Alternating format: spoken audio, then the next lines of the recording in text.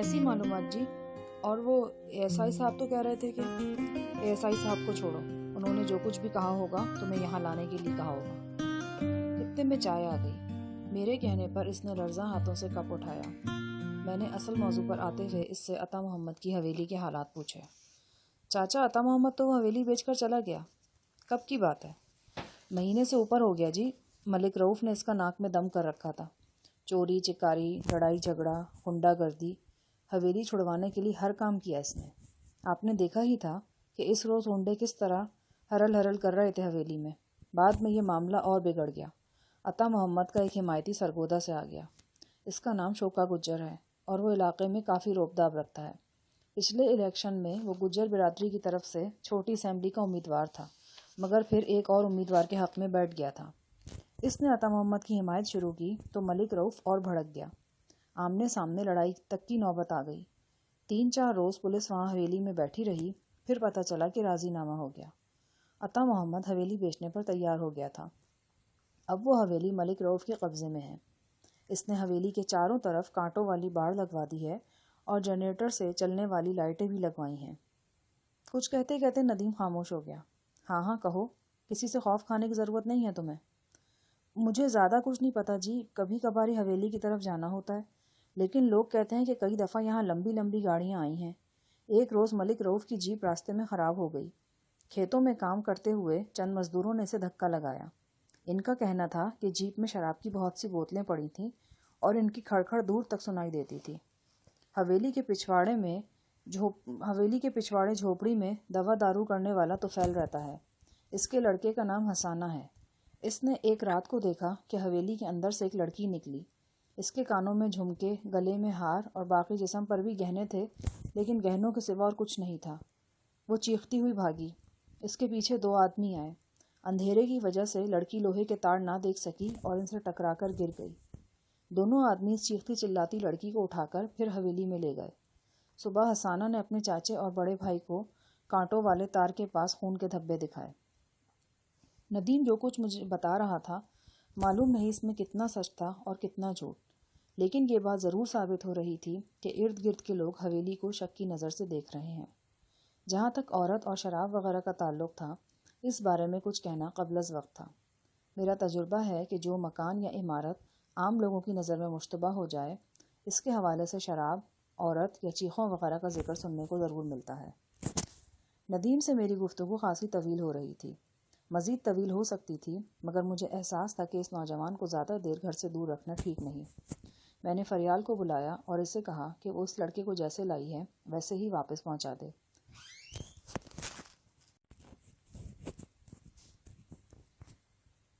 وقت رخصت وہ میرے سامنے ہاتھ جوڑ کر کھڑا ہو گیا۔ دیکھیں جی، ہم معمولی لوگ ہیں، ہم نے وہاں رہنا ہے۔ کسی بات میں میرا نام آ گیا تو کسی بات میں تمہارا نام نہیں آئے گا۔ میں نے اسے تسلی دی اور فریال کے ساتھ باہر بھیج دیا۔ میرا یہ اندازہ درست نکلا تھا کہ عطا محمد کے بچے کو حویلی کے تنازع میں اغوا کیا گیا تھا۔ شاید عطا محمد تنہا ہوتا تو اس اغوا کی نوبت نہ آتی، لیکن اس کے خیرخواہ شوکے گجر نے بیچ میں کود کر معاملہ بگاڑ دیا تھا۔ جب ملک رؤف اور اس کی پشت پناہی کرنے والوں کو نظر آیا کہ سیدھی انگلی سے گھی نہیں نکلے گا، تو انہوں نے عطا محمد کا بچہ اغوا کر لیا۔ ان کے لیے یہ کون سا مشکل کام تھا؟ وہ چاہتے تو جوان بیٹیوں سمیت عطا محمد کی پوری فیملی کو قرم ایجنسی پہنچا سکتے تھے، اور ممکن تھا کہ عطا محمد یا شوکا گجر جھکنے سے انکار کر دیتے تو واقعی ایسا ہو جاتا۔ میری سوچ کی لہریں خود بخود اس حویلی کی طرف کھینچی جا رہی تھیں۔ نہ جانے کیوں میں یقین نہیں کر پا رہا تھا کہ پرانی بے آباد عمارات میں قادر زمان یا اس کے دوست کی دلچسپی کسی مشغلے کا حصہ ہے۔ کسی نامعلوم شخص کے کہے ہوئے وہی منحوس الفاظ میرے کانوں میں گونجنے لگے۔ ڈریں وہ جن کی لاشیں چوراہوں میں تڑپیں گی اور مردہ خانوں میں اکڑیں گی۔ مجھے اپنے بدن میں سردی کی لہر دوڑتی محسوس ہونے لگی۔ ساہی صاحب کی کوٹھی میں گہما گہمی تھی۔ صفدر کی رسم نکاح ادا ہونے والی تھی۔ وہ بند گلے کی سرخ جرسی اور سفید پینٹ میں خاصا اسمارٹ نظر آ رہا تھا۔ فریال کی چند سہیلیوں نے اسے گھیر رکھا تھا۔ 7-8 مہمان ساہی صاحب کی طرف سے بھی آئے ہوئے تھے۔ اس کے علاوہ گھر کے افراد اور ملازم تھے۔ اس سادہ اور مختصر تقریب کو فریال کی موجودگی نے رنگا رنگ بنا دیا تھا۔ وہ ہر طرف بگولے کی طرح چکراتی پھرتی تھی اور کوئی مرد و زن اس کی عزت سے محفوظ نہیں تھا۔ خاص طور پر صفدر کا تو اس نے ناک میں دم کر رکھا تھا۔ آتے جاتے چٹکیاں لیتی تھی اور جو فقرے اس کی طرف اچھالے جا رہے تھے وہ اس قسم کے تھے: ٹھیک سے بیٹھو اور تھوڑا سا شرماؤ، لگتا ہے تیسری شادی کروا رہے ہو، منہ بند رکھو، ابھی سے رال نہ ٹپک جائے، مونچھیں مت مروڑو، شک ہوتا ہے لڑکی بیانے نہیں بلکہ اٹھانے آئے ہو، خبردار میری سہیلیوں کو مت تاڑو۔ وہ شفتہ کے ساتھ مل کر صفدر کی جوتی چھپانے، دودھ پلانے اور گوڈے پر بیٹھنے کے پروگرام بھی بنا رہی تھی۔ صاف ظاہر تھا کہ وہ صفدر کو یوں ادموا کر کے چھوڑے گی کہ وہ حجلہ روسی میں جاتے ہی بے دم ہو کر گر پڑے گا۔ گاہے گاہے وہ مجھے بھی چھیڑ جاتی تھی: آپ بھی ذرا تیار ہو کر بیٹھیں جناب، غزالہ جی آ رہی ہیں۔ اوف اللہ، میں دیکھ کر آ رہی ہوں، اتنی پیاری لگ رہی تھی کہ نظر ہی نہیں ٹکتی تھی، ابھی دیکھے گا کیسی آن بان سے طلوع ہوتی ہیں۔ پھر ساتھ ہی ساتھ ساہی صاحب کو بھی پکارتی جاتی تھی: پاپا جانی، یہ شاہجہان صاحب کا دھیان رکھیں، میں پھر کہہ رہی ہوں یہ کھسکنے کے چکر میں ہیں۔ ساہی صاحب ہنس کر کہتے: نہیں بھائی، ایک بار جو کہہ دیا یہ یہیں رہے گا۔ میں دیکھ رہا تھا کہ وہ بڑی دیر سے گانا گانے کے لیے مچل رہی تھی، لیکن ساہی صاحب اور چند دوسرے بزرگوں کی وجہ سے چپ تھی۔ جو ہی یہ لوگ ٹی وی پر خبرنامہ سننے کے لیے ٹی وی لاؤنج میں گئے، فریال کی ایک سہیلی نے جہازی سائز کا پیانو سنبھال لیا۔ شفتہ اور فریال پیانو کے پاس کھڑی ہو گئیں اور آواز سے آواز ملا کر گانے لگیں۔ مخمل کے عنابی جوڑے اور ہلکے سے میک اپ میں شفتہ بہت پیاری لگ رہی تھی۔ جی چاہتا تھا اسے دیکھتا چلا جاؤں، وہ اسی طرح گاتی اور مسکراتی رہے، اس کے کلیوں سے دانت چمکتے رہیں، اس کے نازک بدن کی ڈالی لچکتی رہے۔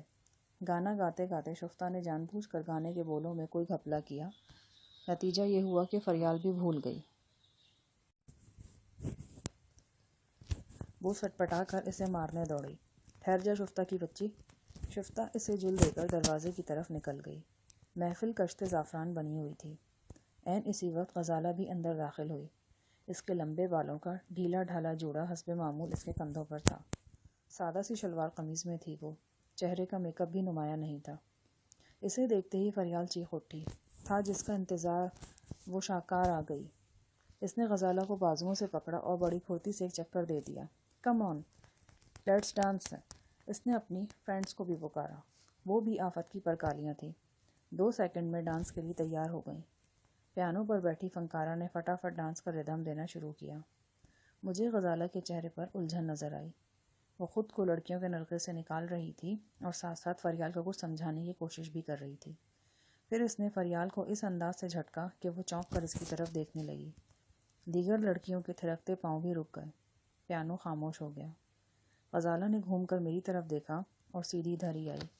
اس کا انداز ٹھٹکا دینے والا تھا۔ شاہ جی، ایک بات کرنا چاہتی ہوں میں آپ سے، اس نے گمبھیر لہجے میں کہا۔ کوئی ایسی بات تھی اس کے انداز میں کہ مجھے نہ چاہتے ہوئے بھی اٹھنا پڑا۔ کیا بات ہے؟ میں اکیلے میں کہوں گی۔ وہ آج بالکل مختلف روپ میں نظر آ رہی تھی۔ بچپن سے لے کر آج تک میں نے اسے ایسے موڈ میں نہیں دیکھا تھا۔ میں نے فریال پر نگاہ ڈالی۔ وہ اور دوسری تمام لڑکیاں غزالہ کو حیرانی سے دیکھ رہی تھیں۔ میں خاموشی سے قریبی کمرے کی طرف چل دیا۔ غزالہ میرے ساتھ آئی۔ کمرے میں پہنچ کر اس نے بے باکی سے دروازہ بند کیا۔ اس کا سینہ متلاطم تھا، آنکھوں میں عجیب سی پریشانی تھی۔ وہ ہانپتے ہوئے لہجے میں بولی: شاہ جی، آپ نے کبھی میری بات نہیں مانی، آج پہلی اور آخری بار میری بات مان لیں، جتنی جلدی ہو سکتا ہے یہاں سے نکل جائیں، آپ کی جان کو سخت خطرہ ہے، میں خدا کی قسم کھا کر کہتی ہوں وہ لوگ آپ کو مار دیں گے، آپ نہیں جانتے کہ وہ کیا کر سکتے ہیں، آپ میری بات کا یقین کریں، میں نے انہیں بہت مشکلوں سے روکا ہے، پلیز آپ نکل جائیں۔ وہ باقاعدہ سے سکنے لگی۔ کون مار دیں گے؟ کن کی بات کر رہی ہو؟ قادر زمان اور اس کے غنڈے، وہ روتے ہوئے بولی۔ وہ سب کچھ طے کر چکے ہیں، اب صرف عمل کرنا باقی ہے۔ کس نے کہا ہے تم سے یہ؟ قادر زمان کی بیوی ترنم نے بتایا ہے سب کچھ۔ آپ جانتے ہیں میں اس کا علاج کر رہی ہوں، وہ میرے پاس آتی رہتی ہے، کسی وقت مجھے بھی جھوک زامن اس کے پاس جانا پڑتا ہے۔ آج میں جھوک زامن گئی ہوئی تھی، وہیں مجھے ساری بات معلوم ہوئی ہے۔ قادر زمان کا کوئی جاننے والا ہے، عیسیٰ جان، وہ بھی چند گھنٹے پہلے تک جھوک زامن میں موجود تھا۔ وہ لوگ جان چکے ہیں کہ آپ ساہی صاحب کے پاس ٹھہرے ہوئے ہیں۔ میں قادر زمان سے صرف چند گھنٹوں کی مہلت لے کر آئی ہوں، اس کے بعد وہ کسی چیز کا ذمہ دار نہیں ہوگا۔ وہ عیسیٰ جان وغیرہ کے سامنے مجبور ہے، وہ کہتا ہے کہ آپ نے عیسیٰ جان کا بہت بڑا نقصان کیا ہے۔ وہ اور اس کے درجنوں ساتھی ہر قیمت پر آپ کو اس کا گلا رند گیا اور وہ دوپٹے کے پلو سے آنسو پوچھنے لگی۔ غزالہ کی باتیں حقیقت سے قریب پر تھیں۔ اس کا لہجہ ان حالات کی تصویر کھینچ رہا تھا جو کچھ دیر پہلے وہ جھونک زامن میں دیکھ کر آئی تھی، اور یہ خاصی بھیانک تصویر تھی۔ در حقیقت اس بات کا شبہ مجھے کل ہی ہو گیا تھا کہ ذوئے مفت کے ویرانے میں بھڑکنے والی آگ کے شعلے ہمارے پیچھے ہی پیچھے لاہور پہنچ گئے ہیں۔ نامعلوم شخص کے ہاتھوں چوکیدار کا زخمی ہونا ایک معمولی واقعہ ہونے کے باوجود معمولی نہیں تھا۔ یہ واقعہ کئی خطرات کی طرف اشارہ کرتا تھا، اور ان میں ایک خطرہ یہ بھی تھا جس کی اطلاع اب غزالہ دے رہی تھی۔ میں نے غزالہ کی طرف دیکھے بغیر کہا، تمہیں میرے لیے پریشان ہونے کی ضرورت نہیں۔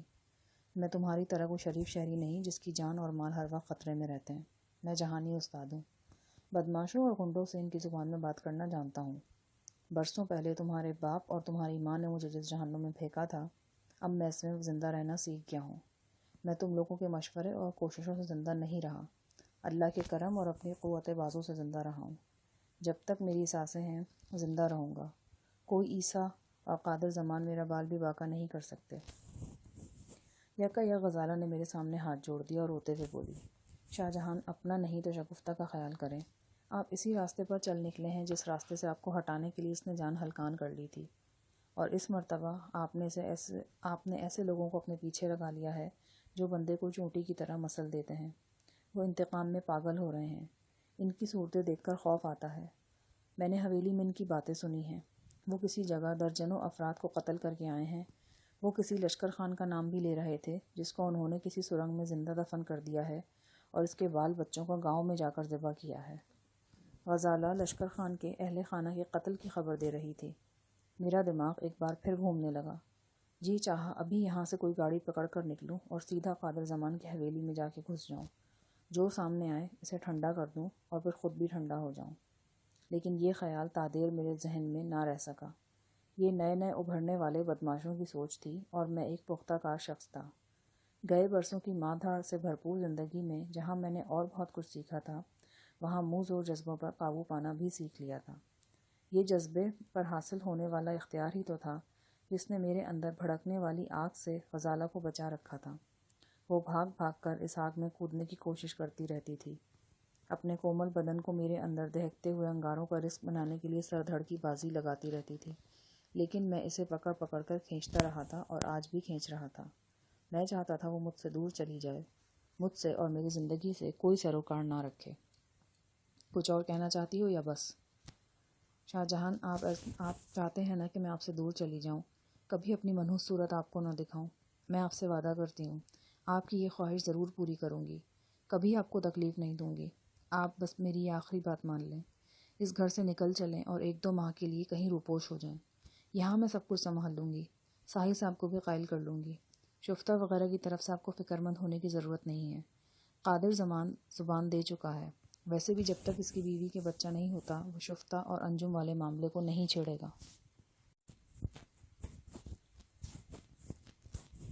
میں نے بے رخی سے کہا، مجھے تمہاری کوئی منطق سمجھ میں نہیں آ رہی، اور نہ ہی میں سمجھنا چاہتا ہوں۔ وہ شفاف آنکھوں میں آنسو لیے بے چارگی سے میری طرف دیکھتی رہی، پھر دھیمے لہجے میں بولی، کاش میں آپ کو اپنی بات سمجھا سکتی۔ وہ شکست خوردہ نظر آ رہی تھی۔ میں دروازے کی طرف مڑنے لگا تو وہ کہنے لگی، آپ وہی کریں گے جو آپ کی مرضی ہے، لیکن میرے ساتھ گاڑی تک تو جا سکتے ہیں آپ۔ آئیں، میں آپ کو دکھاؤں میں سب کچھ اتنے یقین سے کیوں کہہ رہی ہوں۔ کیا دکھانا چاہتی ہو؟ آپ اپنی آنکھوں سے دیکھیں گے تو زیادہ اچھا ہوگا۔ کہاں ہے گاڑی؟ آئیں میرے ساتھ، وہ بولی۔ ہم کمرے کے دوسرے دروازے سے نکل کر برآمدے میں آئے اور پورچ میں کھڑی نصف درجن گاڑیوں کے درمیان سے گزر کر مین گیٹ کی طرف آ گئے۔ کل کے واقعے کے بعد پولیس کا ایک دستہ یہاں مستقل چھاؤنی ڈالے بیٹھا تھا۔ گیٹ پر 2 رائفل بردار محافظ چوکس کھڑے تھے۔ غزالہ کی منقد پر حیران ہونے کا مقام تھا۔ بفرض محال اگر مجھے پناہ ہی لینی تھی تو پھر ساحل صاحب کی کوٹھی سے محفوظ مقام اور کون سا ہو سکتا تھا؟ گیٹ سے گزر کر ہم کوٹھی کے پہلو میں آئے۔ غزالہ نیلے رنگ کی ایک اسٹیشن وین میں آئی تھی، اور یہ وین کوٹھی سے کچھ فاصلے پر نیم تاریکی میں کھڑی تھی۔ گرم کمرے سے نکلنے کے بعد ہوا کی تکلیف سے ٹھنڈک کا احساس ہوا تھا۔ سنسان سڑک پر غزالہ کے جوتے کی ایڑی ٹھک ٹھک بج رہی تھی۔ اس کا ہاتھ میکانکی انداز میں آنچل کو بار بار کندھے پر سنبھال لیتا تھا۔ ویگن کے نزدیک پہنچ کر اس نے احتیاط سے دائیں بائیں دیکھا، پھر پرس سے چابی نکال کر سلائڈنگ دروازہ کھول دیا۔ ظاہر ہے وہ جو کچھ دکھانا چاہتی تھی وین کے عقبی یا درمیانی حصے میں تھا۔ میں نے 2 قدم چل کر دروازے میں جھانکا۔ ایک لمحے کے لیے مجھے محسوس ہوا کہ کوئی سایہ سا میرے پہلو میں متحرک ہوا ہے۔ اس سے پہلے کہ میں پوری طرح خطرے کا احساس کر پاتا، کوئی بہت وزنی چیز میرے سر کے پچھلے حصے سے ٹکرائی۔ آنکھوں میں ستارے ناچ گئے۔ میں اوندھے منہ وین کے ٹھٹرے ہوئے پائدان پر گرا۔ میری تھوڑی پائدان کے نوکدار حصے سے ٹکرائی۔ میرے کانوں میں غزالہ کی دبی دبی مدھم سی چیخ گونجی۔ اس سے پہلے کہ میں اپنے ڈوبتے ذہن کو سہارا دیتا، ایک اور ضرب میری گدی پر لگی۔ میری آنکھوں کے سامنے گہری تاریکی کی چادر چھاتی چلی گئی۔ میری آنکھ ایک نیم روشن کمرے میں کھلی۔ دیواروں پر آف وائٹ رنگ تھا، کھڑکیوں پر ڈارک براؤن پردے جھول رہے تھے۔ ان سلکی پردوں کی دوسری جانب دن کی روشنی تھی یا رات کی تاریکی، میں کچھ کہہ نہیں سکتا تھا۔ ایک بلب میرے سرہانے روشن تھا، تاہم میں اسے دیکھ نہیں سکتا تھا۔ میں نے اٹھ کر بیٹھنا چاہا تو اندازہ ہوا میرا جسم چمڑے کی پٹیوں سے کسا ہوا ہے۔ ایک پٹی رانوں پر تھی، دوسری پیٹ پر، اور تیسری سینے پر بغلوں کے عین نیچے۔ پھر مجھے احساس ہوا کہ میرے ہاتھ بھی پشت پر بندھے ہوئے ہیں۔ ہاتھ پشت پر بندھے ہوں تو آدمی آسانی سے چت نہیں لیٹ سکتا۔ میں بھی مشکل میں تھا۔ میرا ایک بازو کمر کے نیچے دبا ہوا تھا اور نائلون کی رسی سے بندھے ہوئے ہاتھ بائیں پہلو پر تھے۔ میں لیٹے لیٹے بھی آسانی سے انہیں نہیں دیکھ سکتا تھا۔ مجھے اندازہ ہوا کہ میری تھوڑی اور سر پر پٹیاں ہیں۔ بے ہوشی کے دوران میرا لباس تبدیل کر دیا گیا تھا اور اب میں پتلون اور جیکٹ کے بجائے شلوار قمیص میں نظر آ رہا تھا۔ دھیرے دھیرے سب کچھ مجھے یاد آ گیا۔ میں اسٹیشن وین کے ادھ کھلے دروازے پر جھکا تھا اور کسی ستمگر نے میرے سر کو 2 مرتبہ تختہ مشق بنایا تھا۔ غزالہ کی دبی دبی چیخ جیسے ابھی تک میرے کانوں میں گونج رہی تھی۔ تو کیا میں اسی مصیبت کا شکار ہو چکا ہوں جس سے مجھے آگاہ کرنے کے لیے غزالہ ساحل صاحب کی رہائش گاہ پر آئی تھی؟ قادر زمان، عیسیٰ جان اور شنکر شکرا کے پرغضب چہرے میری نگاہوں کے سامنے گھومنے لگے۔ معلوم نہیں ان منحوس تصورات کا رد عمل تھا یا کوئی اور بات۔ میرے سر میں شدید ٹیسیں اٹھنے لگیں۔ اس کے ساتھ ہی صدمے کی ایک ٹیس سینے میں بھی اٹھی۔ خدا جانے غزالہ کے ساتھ کیا سلوک ہوا تھا۔ شفتا کے بعد وہ میرے لیے عزیز ترین ہستی تھی۔ اس بات کو میرے سوا کون جانتا تھا؟ وہ خود بھی نہیں جانتی تھی۔ اگر اس پر کوئی آفت آتی تو میں خود کو کبھی معاف نہیں کر سکتا تھا۔ میں نے ہاتھ پاؤں ہلا کر اپنی بندشوں کی مضبوطی جانچی۔ بندشیں تسلی بخش تھیں۔ میں سر کے سوا جسم کے کسی حصے کو حرکت نہیں دے سکتا تھا، اور جب میں نے سر کو حرکت دی تو وہ درد سے پھٹنے لگا۔ کوئی ہے؟ میں نے چلا کر کہا۔ کوئی ہے حرامزادہ کتے کا بچہ؟ کسی نے یہ القاب قبول کرنے کی کوشش نہیں کی۔ میں نے جسم کو زور زور سے جھنجھوڑا۔ جس چیز پر میں لیٹا تھا وہ متحرک ہو گئی۔ یہ دراصل ایک اسٹریچر تھا اور مجھے جکڑنے والی پٹیاں اس کے ساتھ منسلک تھیں۔ اسٹریچر کے نیچے پہیے تھے جو میرے ہلنے جلنے سے حرکت میں آ گئے تھے۔ مجھے یاد آیا کہ صفدر کی رسم نکاح ادا ہو رہی تھی۔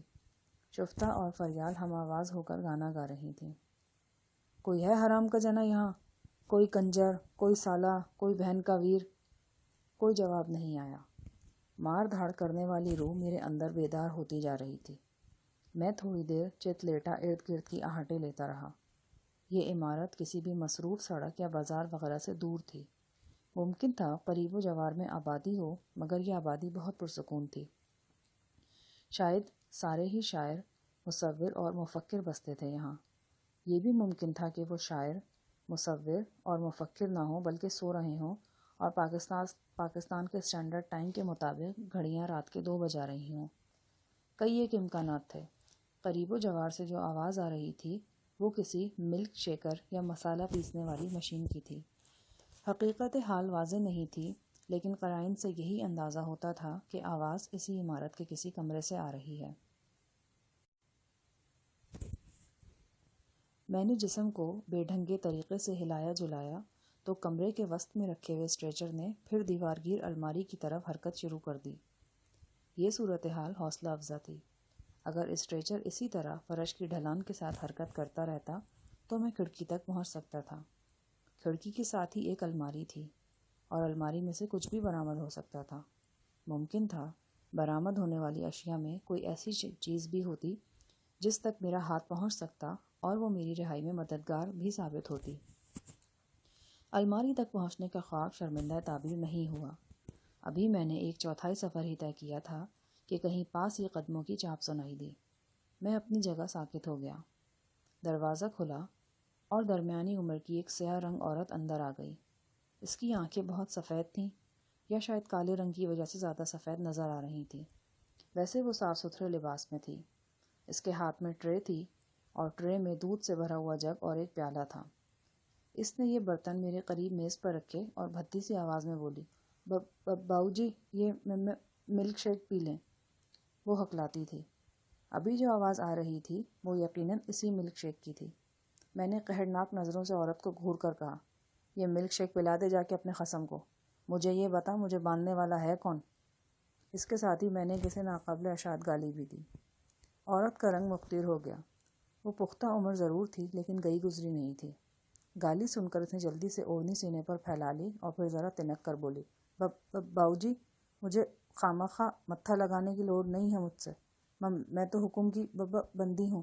مجھے ملک شیک پینا ہے، منہ کھولیں، میں چمچے سے تمہارے منہ میں ڈالتی ہوں، نہیں تو میں جا رہی ہوں۔